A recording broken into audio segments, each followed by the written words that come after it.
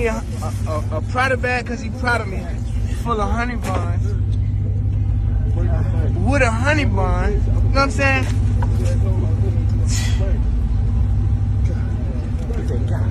Man, shit done got serious, man. You hear me, man? I'm on the ground with a honey bun and a honey bun. You got two rich in there? Two rich in one day, man. And he proud of you, so he gave. Hey, he brought me a Prada bag because he proud of me, man. You feel me? Prada bag because he proud of you. Yeah. Honey bun. They gonna have to catch up tomorrow. They gonna have to catch up Ain't no tomorrow. catching up. They gonna have to catch up Ain't no catching tomorrow. up. But they gonna try to try. Shit. They right, y'all. Deserve it. Come on. You deserve it. Come on. You know, I like getting that paper. Hey, nobody move with me. Nobody move with the man with the gun. Hey, you a real nigga. I ain't gonna lie. Anybody going down? What's been going on with James Harden is crazy. He's been going to the strip club, missing training camp and all that stuff. Hasn't even met his head coach yet. Also, we see rumors that he wants to get traded to the Nets and stuff, and Houston doesn't want to trade him, and it's so messed up over there. Last Harden related trade news that I saw was that he opened up his trade destination to the Heat and the Bucks. And it's not like he has a no trade clause or anything. He can get traded anywhere, to be honest. We can look at Paul George wanting to go to LA, but he ends up in OKC. Kawhi Leonard wanted to go to LA, I think, and he ended up in Toronto. So the NBA is a business strictly, so I mean, they'll trade you if they don't need you for like amount of assets that they need at that moment or for the future. And also, players want to win, so I don't blame James Harden for demanding a trade. Man's been putting up crazy stats for like the past 5 years. He definitely deserves a ring, or at least a chance to compete. Harden probably saw the clips of Westbrook being all happy in Washington, and he probably got jealous of that, honestly. I think if it wasn't clear before, it's very clear now that James Harden wants out of Houston. But where would he go, you ask? That's easy.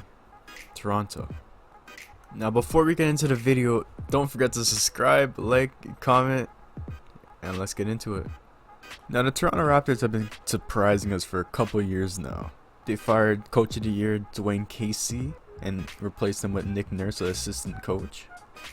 They traded core players like Terrence Ross, DeMar DeRozan, and Valanciunas for Ibaka, Marc Gasol, and Kawhi Leonard.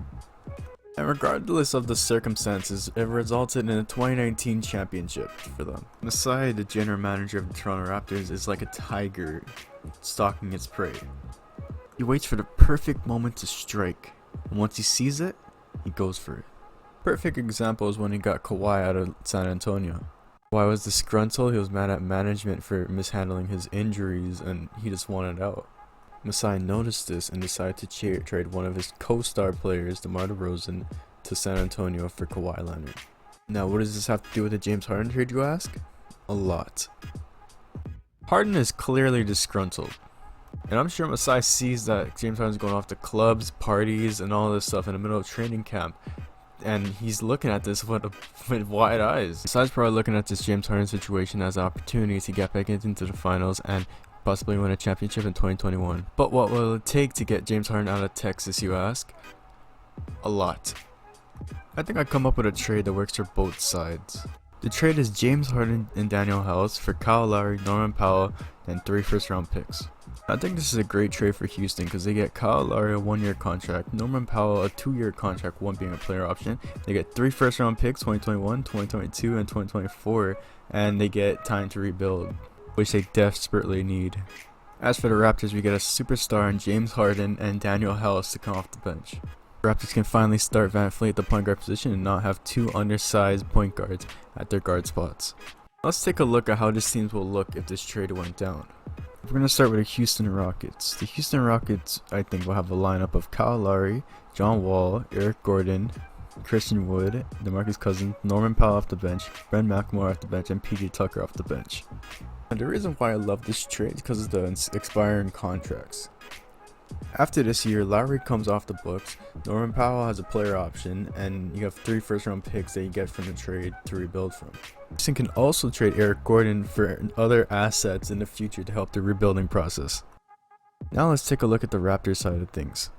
Now the Raptors starting 5 is looking pretty scary as VanVleet at point, James Harden at shooting guard, OG Anunoby at small forward, Pascal Siakam at power forward, and Aaron Baines at center. Now with a starting lineup like this, with James Harden as your first option, Fred VanVleet as your second option, Pascal Siakam as your third option or something like that, you're probably going to win like 60 games. Not to mention, if OG Anunoby takes a big leap this year, this can make this team a title contender. Their only downfall is their bench, where they have Terrence Davis, Chris Boucher, Daniel House, Mekhi Flynn, and Alex Len off the bench. Now, their bench doesn't look the greatest, but alongside Nick Nurse and the whole Toronto culture, I believe they can be way better than they look.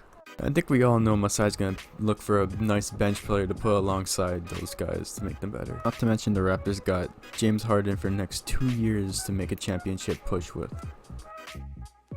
Anyways, this brings us to the end of the video.